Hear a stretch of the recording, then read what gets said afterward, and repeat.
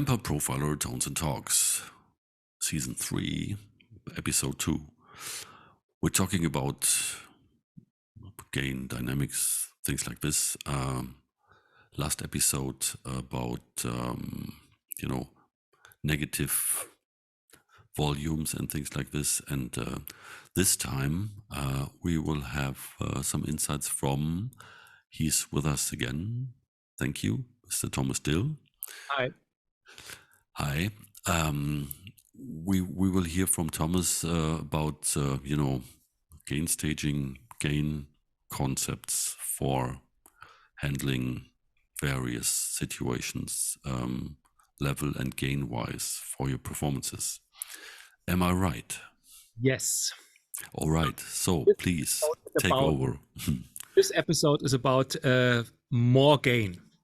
So, which is since I think since the 60s, the guitar players like to have more gain. So they're starting with the Marshall amps, and especially Hendrix started with adding some fuzz boxes to get more distortion, more crazy sound.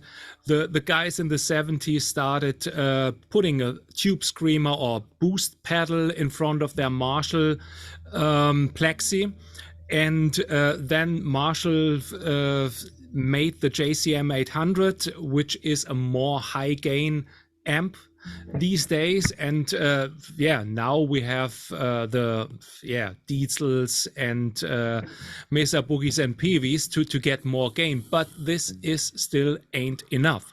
So much guitar players like to have these high gain amps and put a boost pedal in front of it. And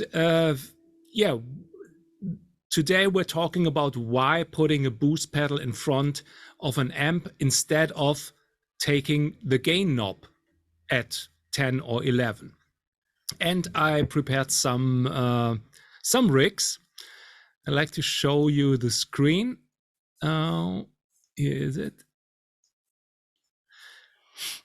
So it's a profile of a Marshall JCM 800, what I have here.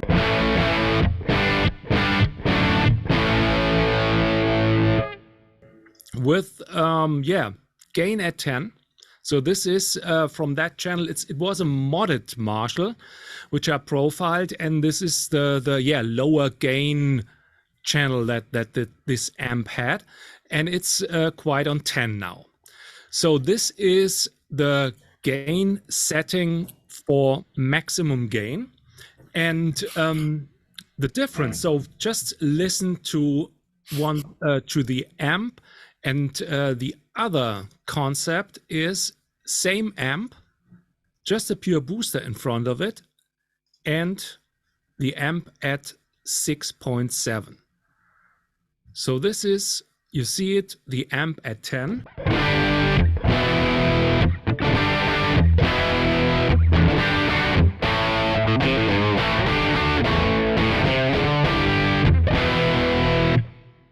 Now, boost pedal and amp.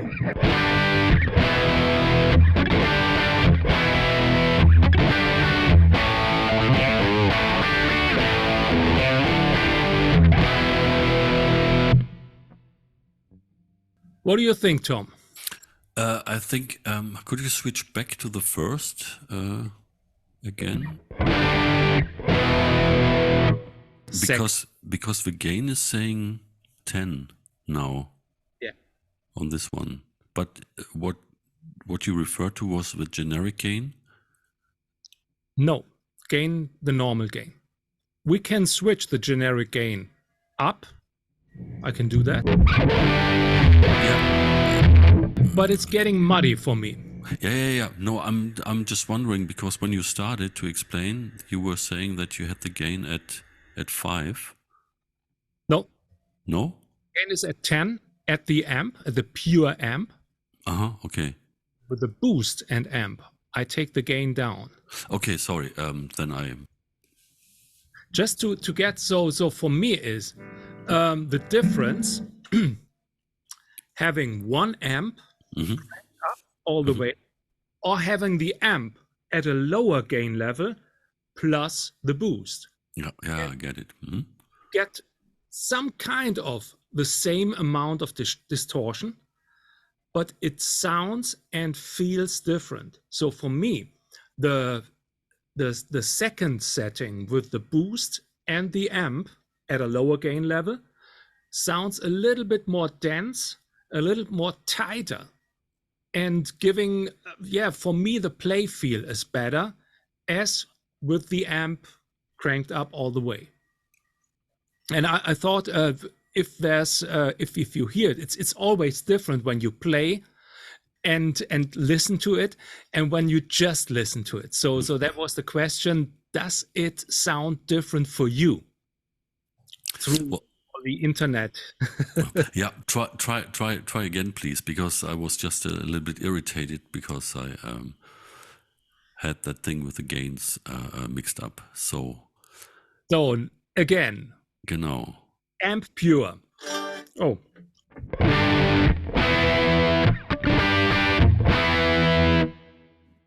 Boost and amp.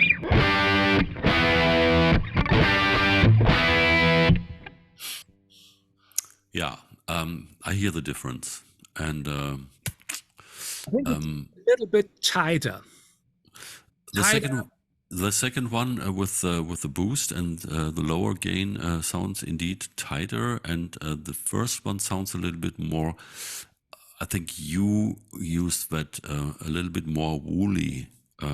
So it's a little bit more. It has a little bit more low mid, and it's a little bit. How would you call it? The quality of the distortion is a little bit more, if you could say it, more vintage, and with the other one it's tighter and a little bit more modern. More modern. Yeah. So now let's take a look at the boost. So the boost in the second one is at plus 3.3 with maximum. And just to have the difference, this is the with the gain at 6.7. So you have this tight boosted gain sound. And next thing is just I like to show you all the variations that you can get with the normal boost. So I really love the pure booster because it's neutral, adding just a little bit more amount of gain, but sometimes it's good to have some different, let's say shapings, tonal shapings. And the guys back in the days in the 70s, they used the treble boosters, AC30s or Marshall Plexis. And here is the sound. First of all, the sound, only the amp.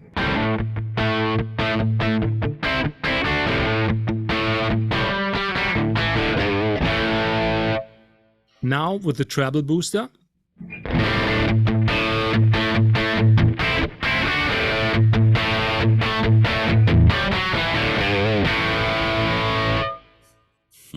Next one is the lead booster.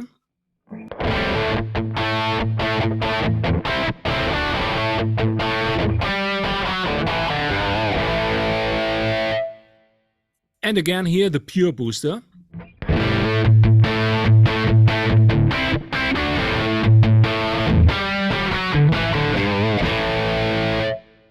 And another thing is the wah pedal booster. So that means when you have a assigned wah pedal, expression pedal assigned to wah in the system menus, you can use this wah pedal as a booster. Just, you see it here, I have set it to morph also. So you see the movement of the pedal.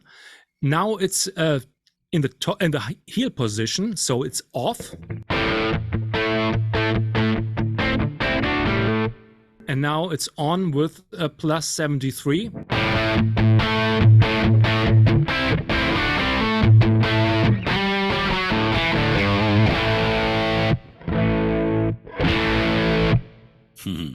So these are the 4 boosters. If you choose them, you have go to booster. We have the treble booster, the lead booster, the pure booster, and the war pedal booster. And yeah, what do you think? They're sounding different. So for me, it's treble booster is like it says, boosting the higher frequencies. The lead booster. Oh, I need to show you the controls of these boosters. Here we are. Treble booster has the tone. Mix level is at 100%, ducking at 0, and the volume is just on +2. So this is again the treble booster.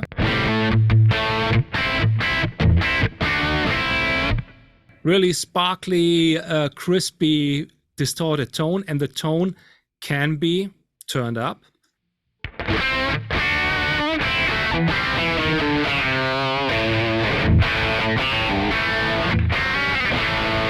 So this is, for me, it would be too much, so I will turn it down to 2.6. Yeah, but you're getting into Brian May territory there. Yes, of course. Mm-hmm. The lead booster has also 4 controls: volume to boost the signal, mix level at 100%. If you like to, you can mix it, going down a little bit, just to adding some parallel boost, as you can say, and the tone is turned up.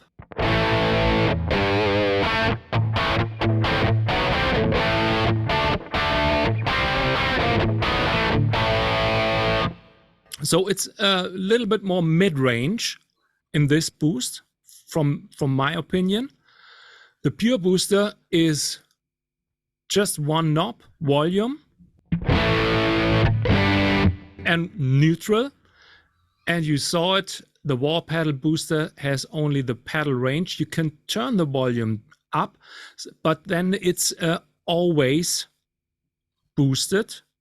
And this parameter is just only for the pedal. So if you like to boost with the pedal, you should use this parameter and set this one at 0.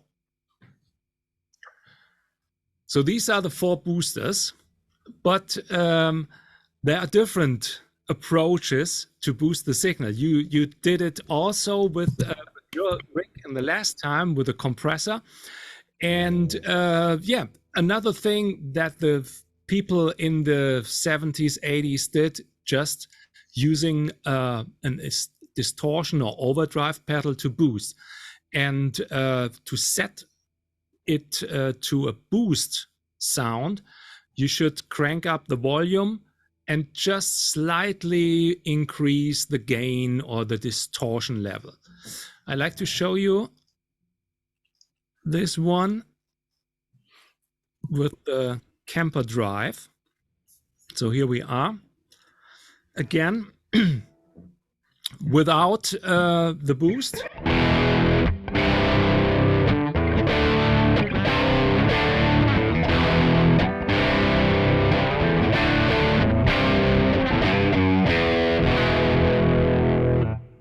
With the boost.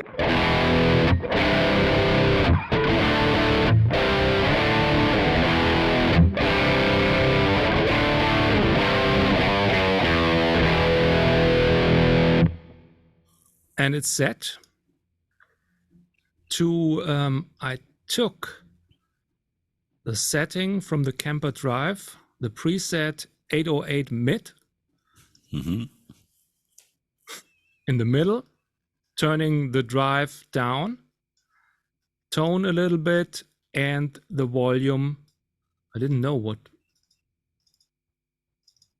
taking it again here, volume at 3.3, tone in the middle, and definition 5, slim down, 0, mix at 100%. So this is volume boost, but adding a little bit of overdrive from the pedal. This is how you normally use the tube screamer, so as a boost. Normally setting it at 1.3, 1.4. Now I'm doing a little bit more. to get this massive tone. And what is great on that, you really hear the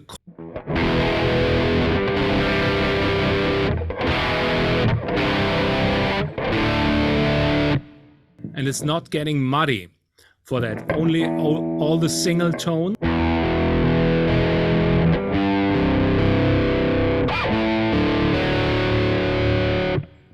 And getting dynamic too.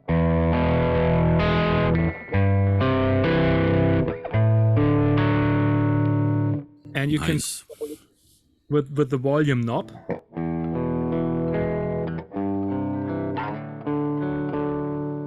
Turning down to 4.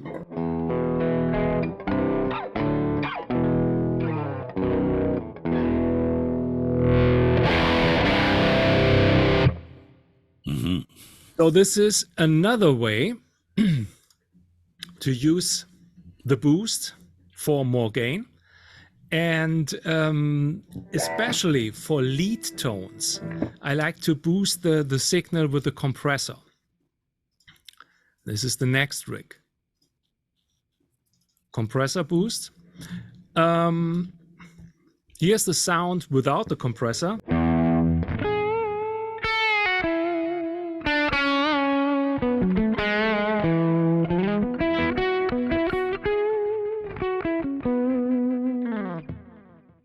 With the compressor,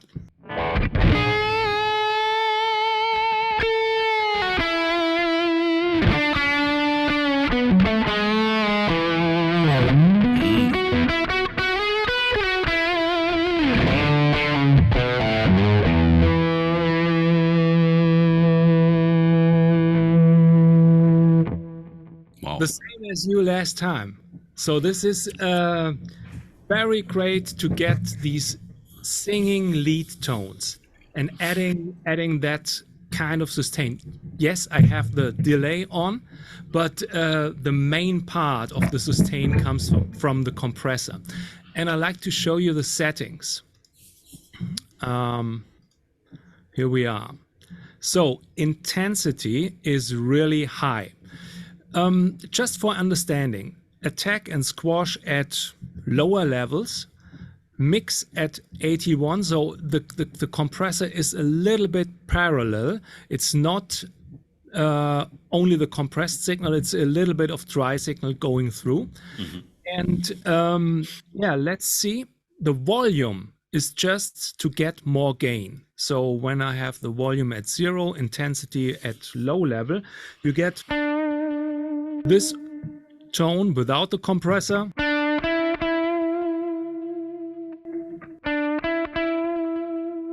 Now turning the volume up gives me a little bit more gain.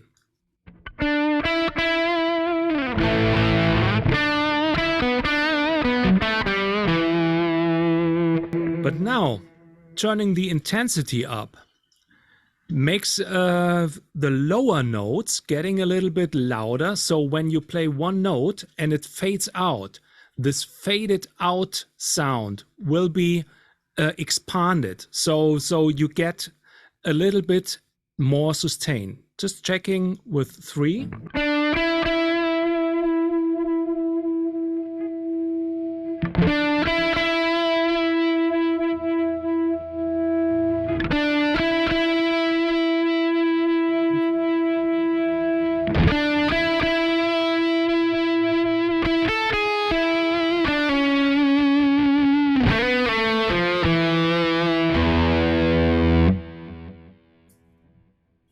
So this is the great use of the compressor for boosting for lead tones.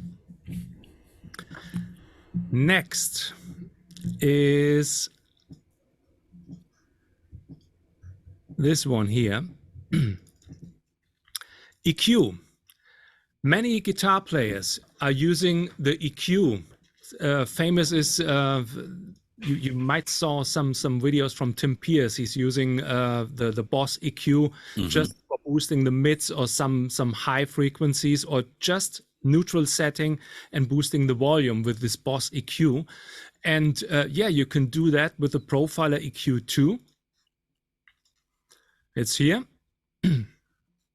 And I just boosted 1.5, 1.25, 2.5, and 5K. Lowered the 10K just for the fizz tone to get down, and lowered a little bit of the low frequencies. So this is without the boost.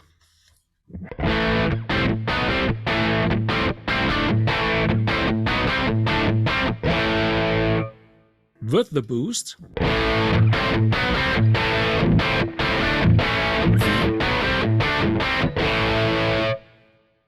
If you like, so the volume was boosted too. If you like to have more gain, just take the volume up.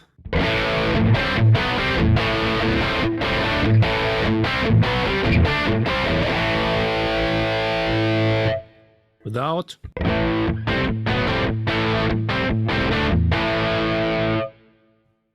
So this is the next thing, and with the EQ, you are able to check out some different frequencies. So maybe you want to have this sparkling treble boosting tone, but the treble booster is too much. So take this EQ, turn the volume a little bit up, and boost some of the frequencies that you like to hear for this lead tone or for this boosted riff tone. Yeah, and this goes back to, I think it was, early 90s maybe, briefly before, when did the rectifiers come? Well, when the metal guys were basically still shackled to Marshall as their only option. I saw in some studios back in that day, they were playing a Tube Screamer, and then they went into a Clark Technic third band EQ. You would have, I don't know, 31, 32 EQ bands, and from that into the Marshall input. Oh.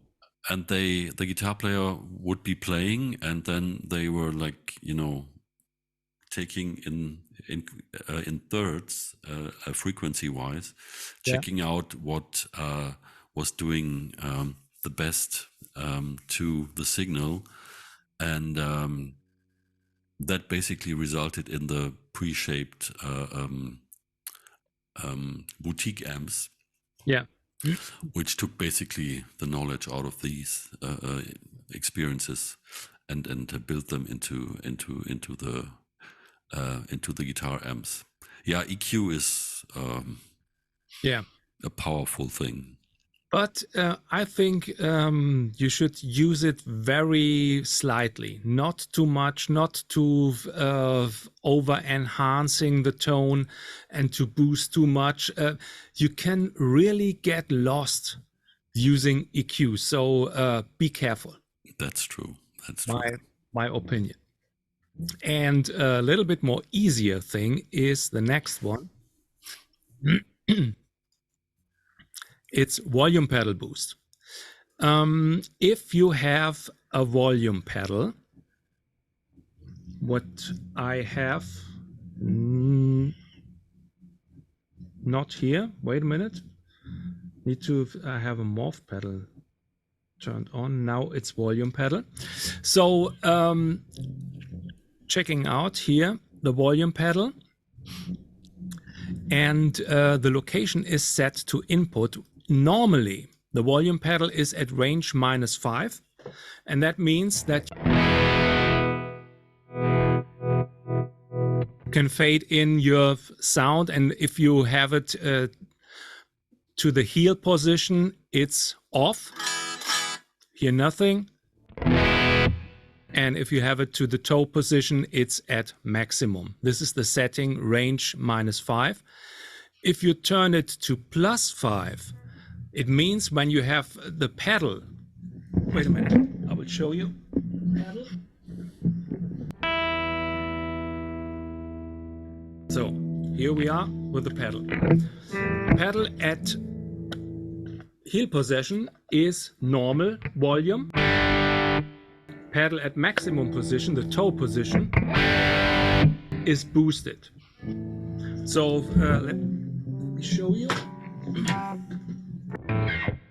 Track Manager again. Here we are. So this is the range, and this is the tone.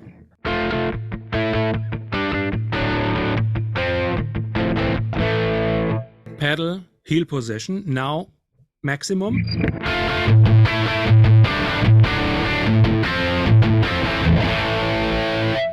And you can move, the benefit of that concept is you can move between the gain stages.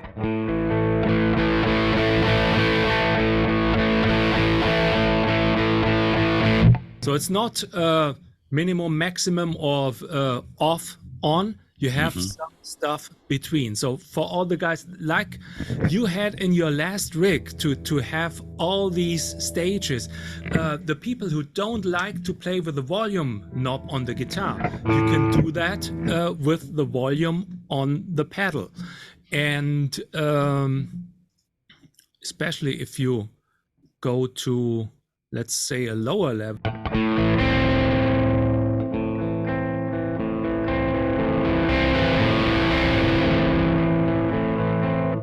Or you go at minus, let's say -3.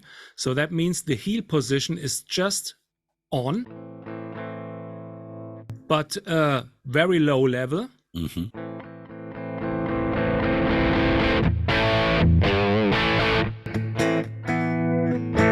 So you can just adjust between clean tone and overdrive tone, or maybe overdrive tone normal and boost. So with the volume pedal, you need to set it to location input because it needs to have some impact on the gain stage of the amp. And then everything can be done with the volume pedal instead of the volume knob on the guitar, because some guitar players also with the ES here, it's not very near by the playing position of the right hand. In the strut, with the strut it's great, but here it's you need to make Absolutely, you're right. And if I could wish for something, and is that as you said it, now you have it at -3, so that means the heel position has a very, very clean signal, very low but not off. And now it would be great to then define the end position as a more positive than just a 0 as well. So if you could have +5 and I don't know, minus whatever 3 at the heel position, then you would have even the boost range and to have really clean signal going. I tried that as well, and this then didn't go go to 11. No, it's just only 10. Yeah. So no, but absolutely, it's a cool thing to try this out, because anywhere you are, you can deal, especially when you're playing different places, all the the distortion and the feedback situation, depending on where your cabinet is sitting, is different, and with that you can dial in where the guitar feels correct very smoothly, just by having the foot on the pedal. Yeah, and it's so for me, correct me if I'm wrong, it gives a neutral boost, so something like the pure booster, no frequency raised or cut down. It's just a very neutral, clear, clean boost. And the next thing, is there anything? There's nothing more. The next thing is in the next episode when we talk about volume boost.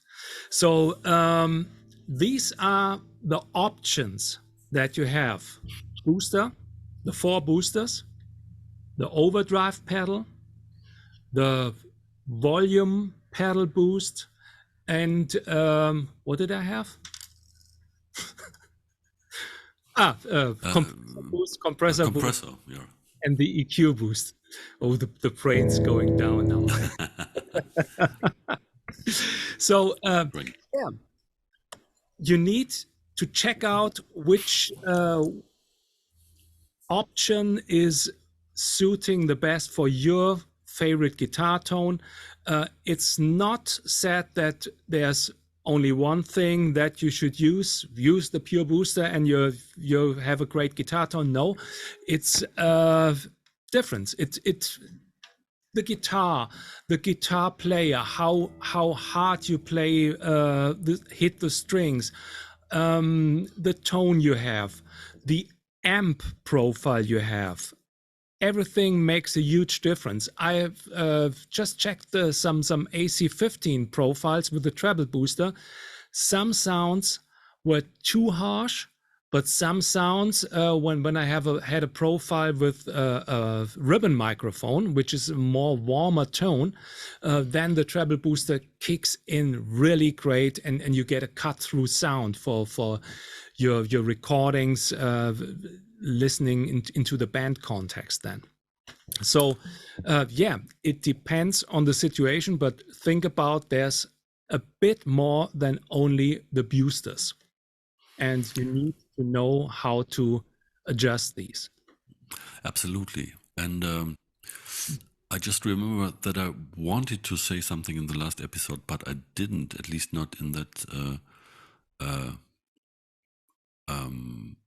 at least not completely. So, as you have just profiled, have you found a difference between the amount of dynamic range you get when you profile with just one microphone compared to with two microphones? Have you ever looked into this, or have you found something there, or didn't you care? Which is fine, of course.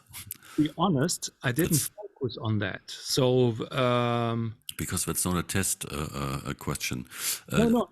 Just to wrap this up, because coming back to the Tube Thompson from last episode, I found that this is not possible with just every profile.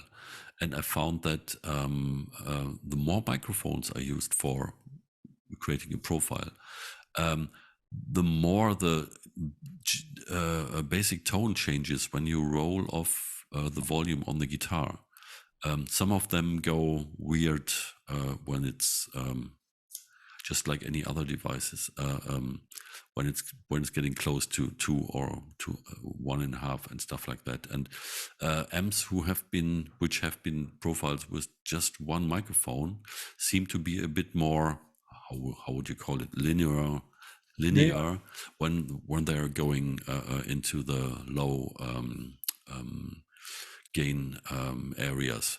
I haven't looked entirely precisely into this, and maybe I will check that. Maybe someone knows, and maybe you could check that at some point. But yeah, that's a completely different story. But it deals with boosts and volumes and how they change the tonal reaction of the amp. They make a big difference. This was a profile, using two microphones. Okay. Mm-hmm. Yeah. So it's just. But sounds massive. The amp sound is great. Yeah, it's a great modified JCM 800 I got from a friend, and he's coming on Thursday to make a really extended profiling session. So I'm really excited about that, because it was just like you did with the Tube Thompson. He was there and he brought his amp and he said, "Hey, do you like to make a profile?" I said, "Okay, I've have everything here. Just put some preamp cables and we I think we took 5 minutes or so. So then the sound was really great. So we decided, hey, you need to come back one day with your cap, with everything to make some great profiles of that." Yeah, and try to make maybe one profile with just an SM57, if you use an SM57 at all, and store this with a special note, and maybe it would be something to be checked afterwards. Maybe there is something, maybe there's nothing. Yeah, So, of course. okay. We will Yeah. talk, maybe we will talk in another episode about dynamic loss of using two microphones or not. Yeah, tonal, Oh, not, two. yeah, tonal. Yeah, okay, cool. So, thanks for now. Thanks for today. Awesome, as usual. And we will be back next week with another level of Boost. controlling volumes this time. Yeah. So, see you next week. Bye. Bye.